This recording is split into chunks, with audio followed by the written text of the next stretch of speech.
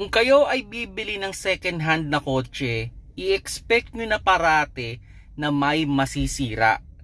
Kaya ang pinaka-reminders ko sa inyo, magtabi kayo ng pera para sa repair. And magdala kayo ng trusted mechanic na mag-check nung kotse na bibili ninyo. Magkano lang naman siguro yung payment ninyo sa isang mechanic? Maybe 2,000 to 5,000 pesos. Kung magkano ba yung papakawalan ninyo? 100,000, 200,000, di ba? Mas malaki yung matitipid ninyo kung mapaproperly check yung sasakyan na bibili ninyo.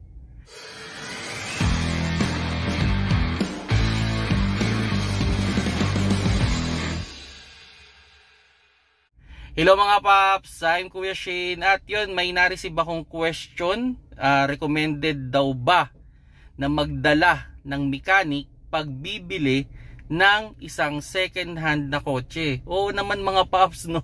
Highly recommended. Kahit sabihin pa no may-ari na low mileage yan, kahit sabihin pa niya na lady owner yan o lady own yan, hindi masyadong gamit, mas okay pa rin na magdala kayo ng isa pang tao na mas maalam sa kotse para hindi rin kayo magkaproblema dun sa bibilhin ninyong kotse.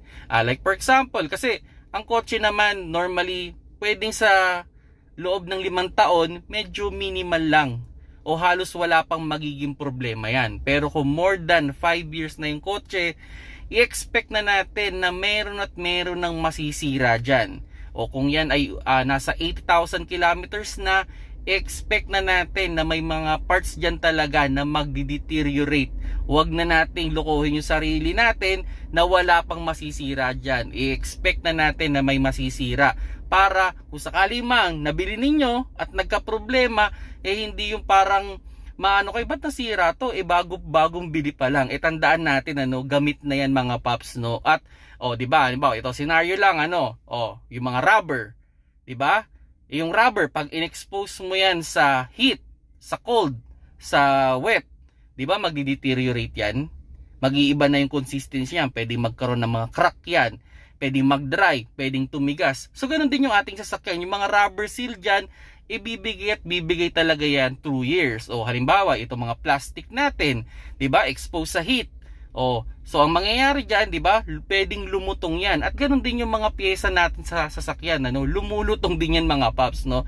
Kaya pag kayo ay bibili ng second hand, magdala kayo ng trusted mechanic na mag-check, mag-i-evaluate kung match ba talaga yung presyo dun sa price at dun sa kondisyon ng kotse. At yun nga, kung sakali may mga repairable, ang question natin doon is, madali ba itong maayos?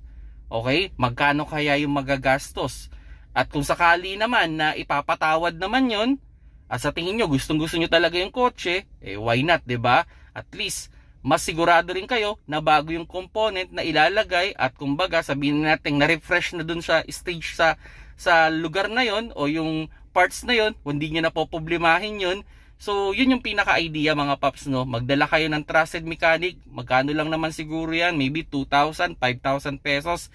I-scan nila, sabihin na natin, sisilipin nila yung ilalim, i-drive nila, ibibirit nila, at doon nila mai-evaluate kung good pa ba yung sasakyan na bibilhin ninyo. Kung nagustuhan nyo yung video, pakilike na lang mga paps.